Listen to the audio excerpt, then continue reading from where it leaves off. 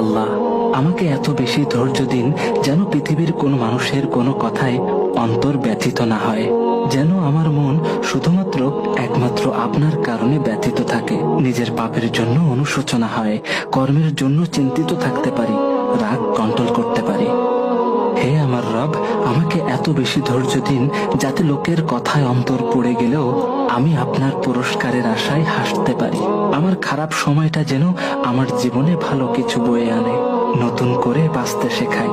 আর যদি আমার কষ্টগুলো আমার জন্যই আপনার দেওয়া পরীক্ষা হয়ে থাকে, তবে সেটা সহ্য করার ক্ষমতা দিন।